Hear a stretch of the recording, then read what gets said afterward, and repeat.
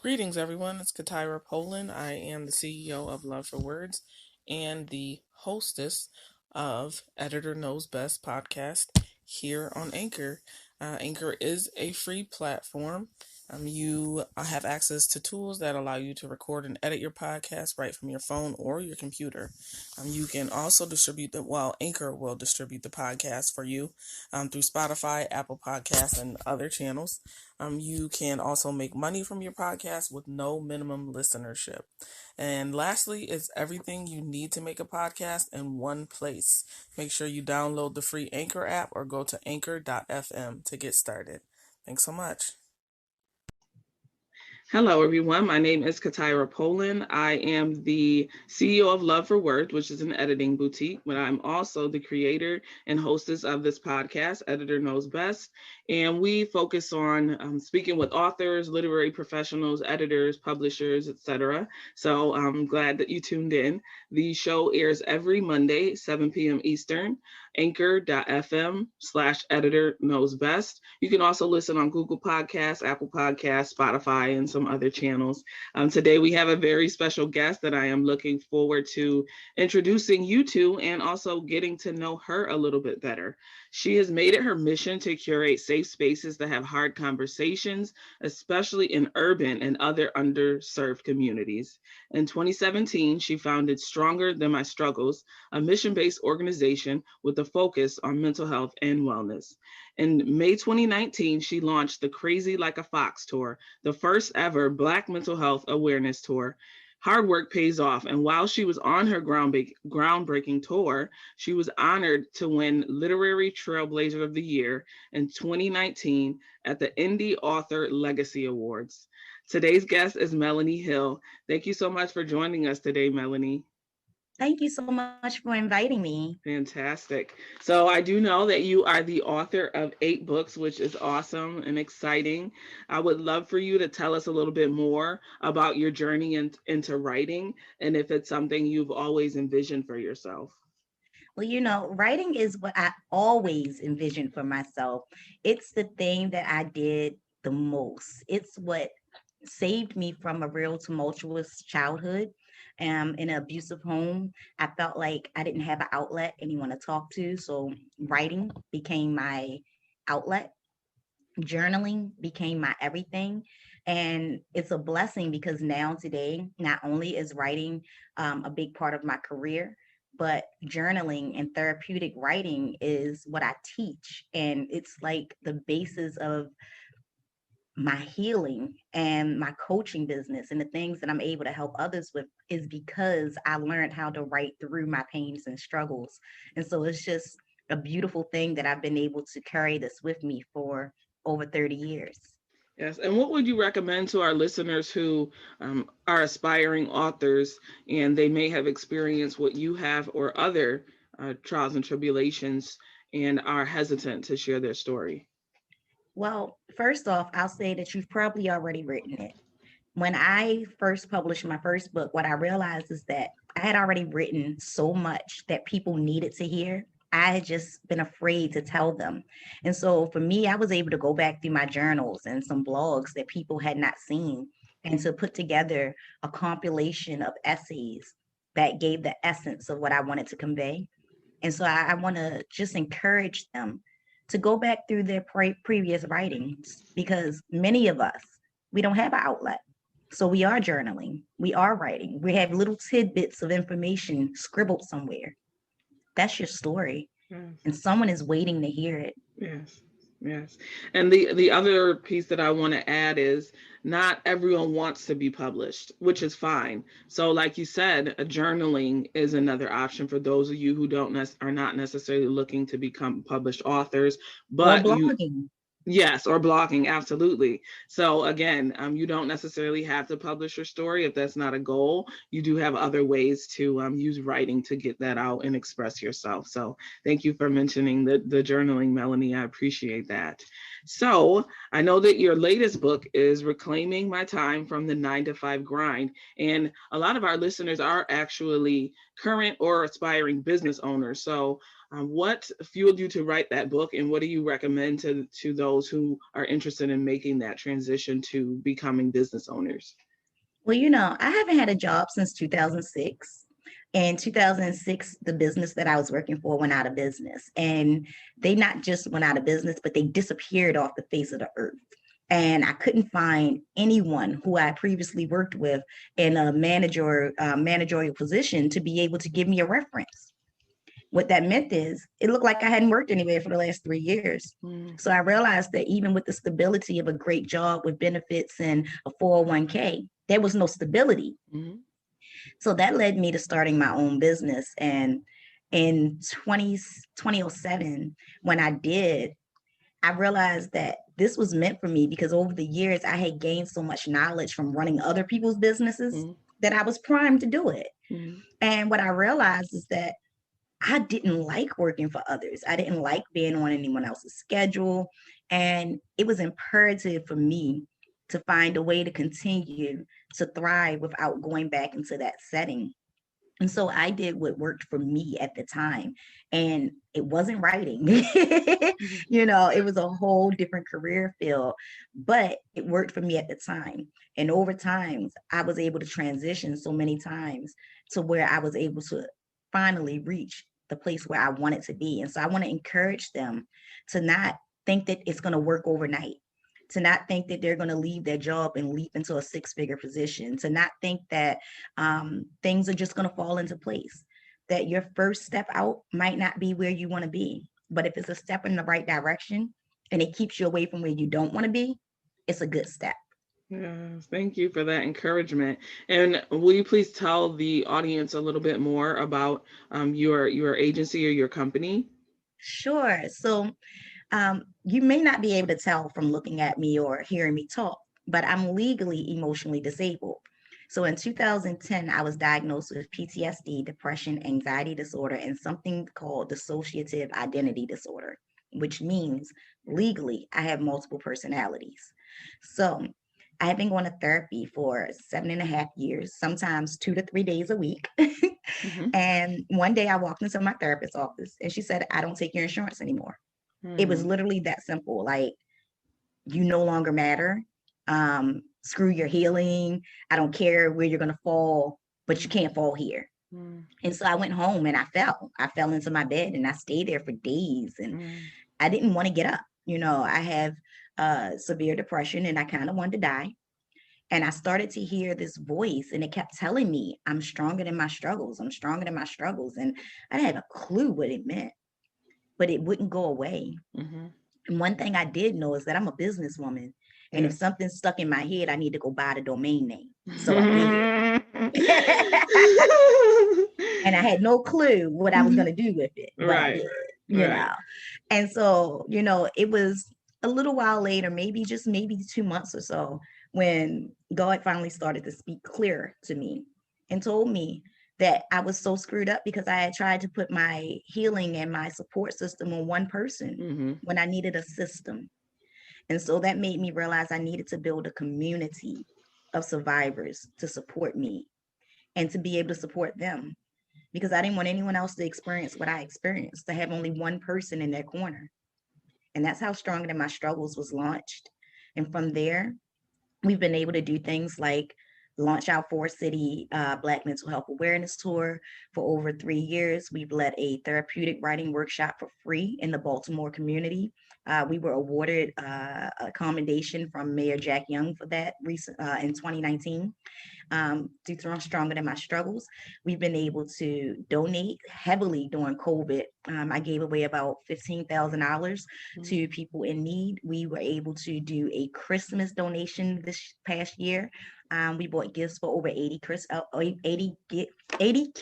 Mm-hmm. from the US to Canada. Mm-hmm.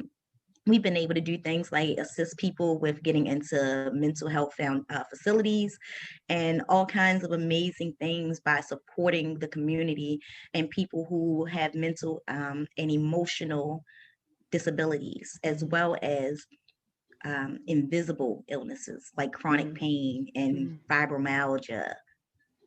Congratulations to you. I'm so, glad that you were able to get your business off the ground and that you are giving back to the community. That's always so important. So thank you for the work that you do. Thank you. You're welcome. And how would you, or for those who are looking to write a book, how would you recommend that they use their book to expand their brand? Or how do you use your book to expand your brand? Oh, I'm so glad you asked that. So, to all my aspiring authors, let me be the first one to tell you, no one may read your book. It's okay. I learned early that your book is an expensive business card, okay? So I want you to treat it like that. I want you to realize that we're no longer in the days where you have to publish a book and have boxes piled up in your basement. That if you only get enough shipped to you to send them out to the people that you feel like matter, that's fine.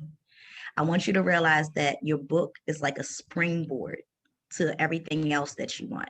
Mm-hmm. So use your book to highlight your knowledge. Use your book to highlight the fact that you can facilitate. Use your book to get you on stages to speak. Use your book to get you on podcasts and media interviews. Use the knowledge that you've used in your book to make people see the value in you, and then create courses behind it or create a product behind it.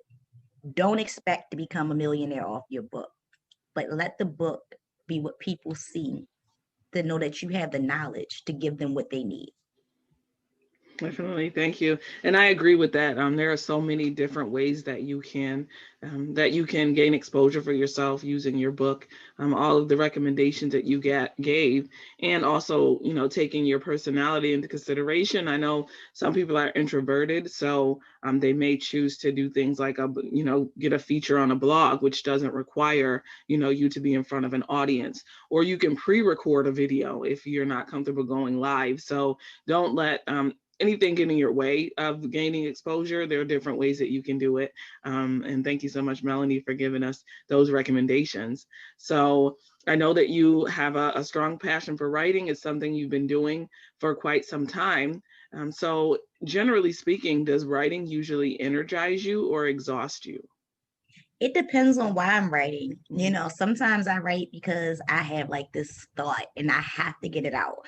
And sometimes I write because I have pain and I have to get it out. It's like my book, Writing for My Sanity, it's actually writing for my sanity, emotions purged by the pen. Because sometimes we have to purge. Sometimes we have joy. So I never lump writing into any one thing. It's a lifestyle for me, whether I'm happy, whether I'm sad, whether I'm feeling innovative, everything that I do in my business starts with me writing it out. Awesome. Thank you. And during your writing experience, have you ever experienced writer's block? And if so, how did you work through that? Oh God, yes. Who doesn't?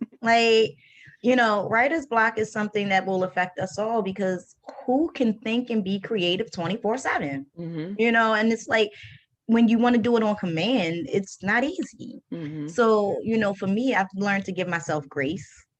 I've learned to understand that sometimes just because I'm sitting down to write something in particular doesn't mean that's where my mind is. So I may have more than one project I'm working on. That way, if my mind wants to do something else, we do it until it feels like it's gotten it out. Just give yourself some grace. And if you feel like you're blocked on something specific, write something else. Right. Just that simple. Write something else. When you get that out, maybe your mind will clear and you'll be able to go back to that specific thing.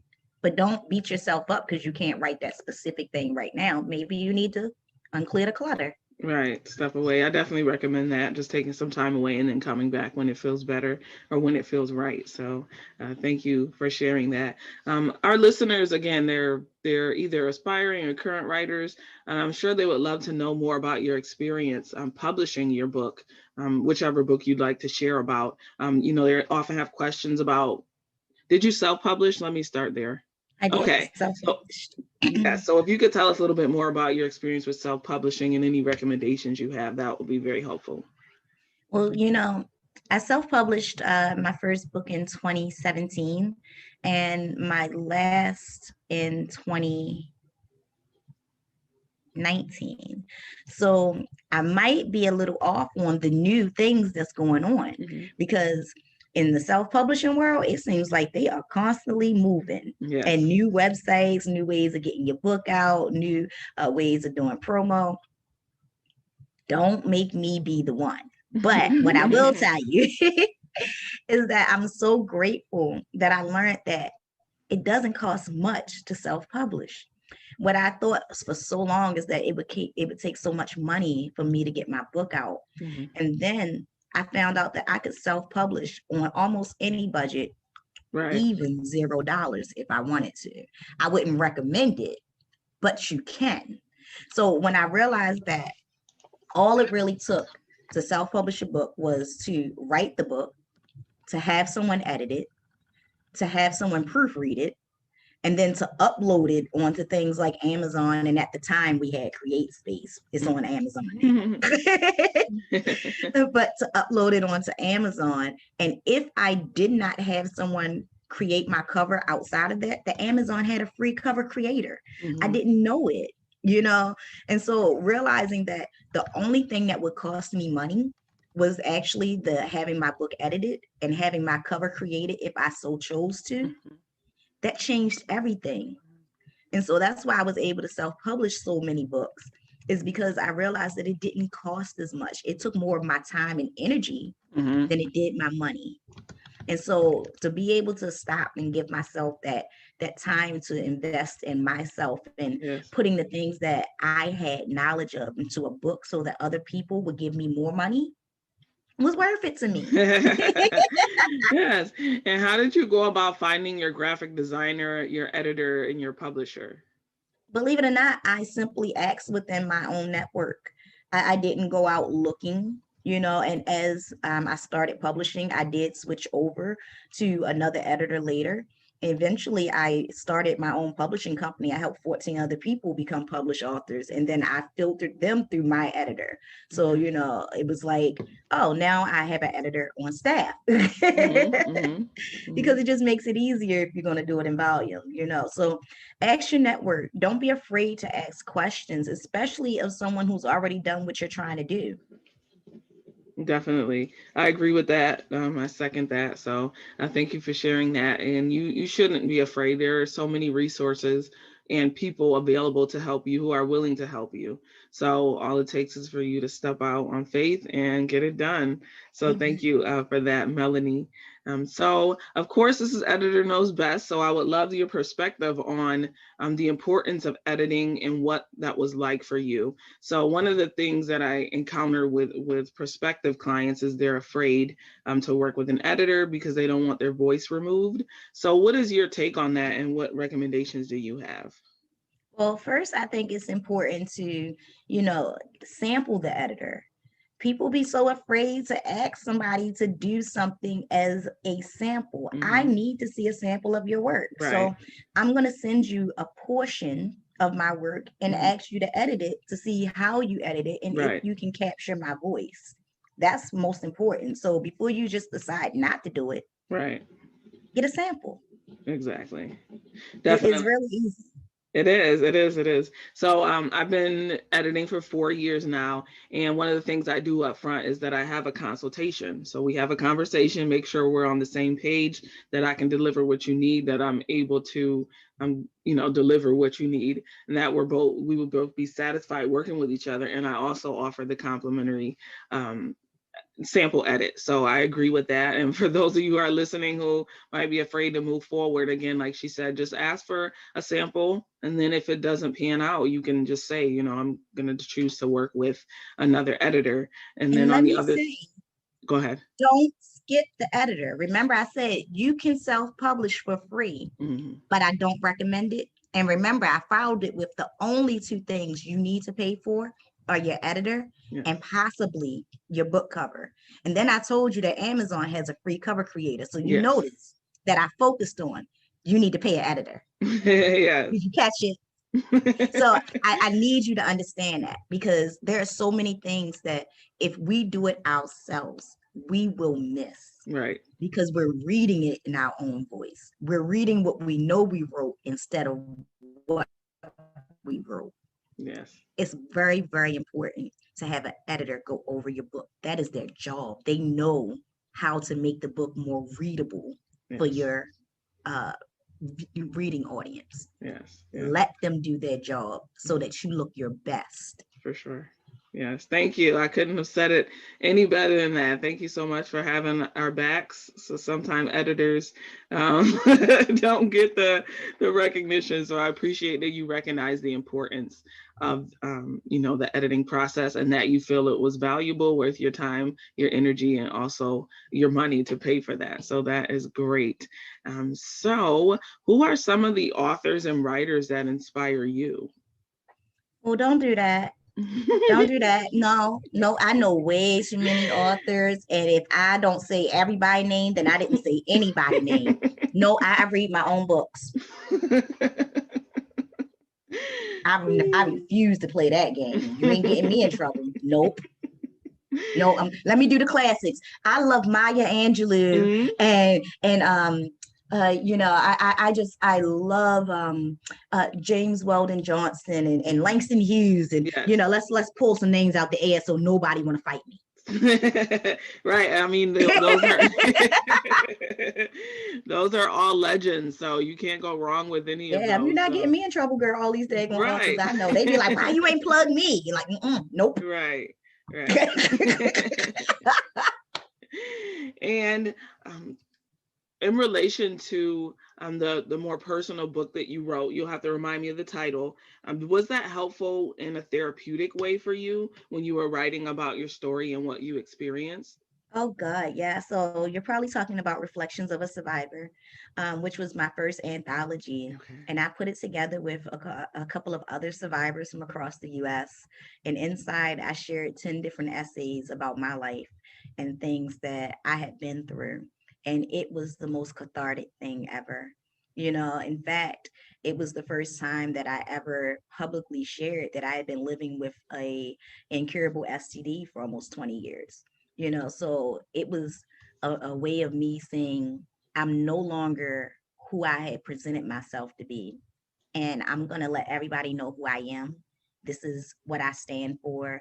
These are the things I'm about, and get to know the new me from here out. And it was like a declaration, and it was a very healing thing. Yeah, awesome. And do you mind sharing what an anthology is for our listeners who may not know?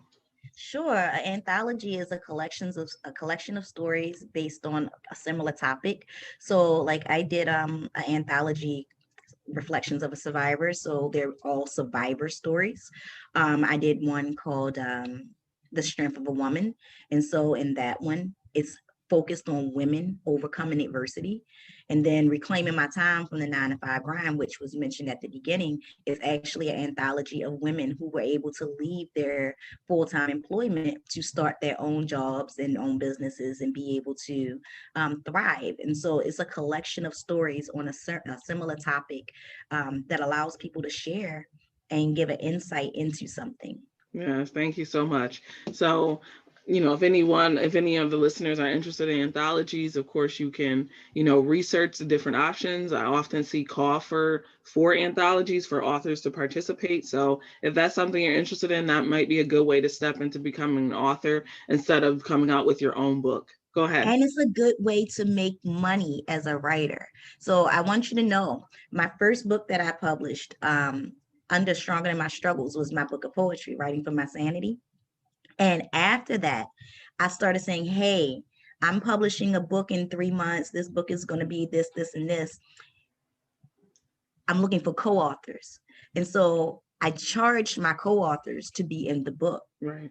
And then I put together a package to where they got a certain amount of books along with the package. And, we did promo and stuff. So there was a way for me to make money off of writing the book before I ever wrote the book. With Reflections of a Survivor, I had sold 200 copies of it before it was published because I sold it to the people in it.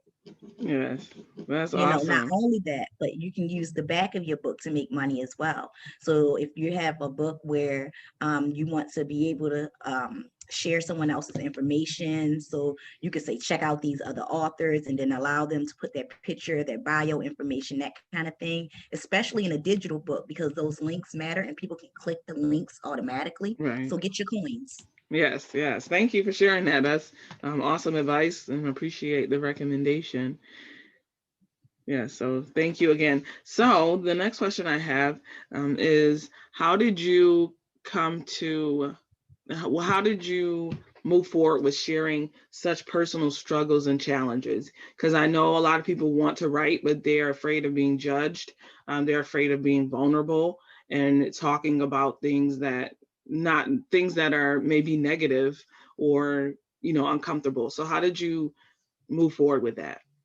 Well, growing up in an abusive household, the way I did, with domestic violence, sexual assault, and emotional and mental abuse, I was constantly trying to tell people at a young age what happened, and no one wanted to hear it, and my parents denied it.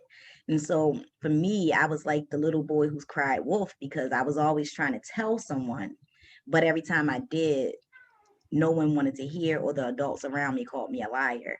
And I mean, that went so far as to my mother standing on my abuser's side in court and telling the judge I was a liar. So I developed this thing where, one, I don't lie. I don't have the capacity to lie. Like, I'm going to tell you the truth, whether it hurts you, whether it breaks your heart, whether it hurts me, you're going to get it. And at the same time, now I'm a truth screamer, not a truth teller, but a truth screamer, because my truth was denied so long that it will never be denied again.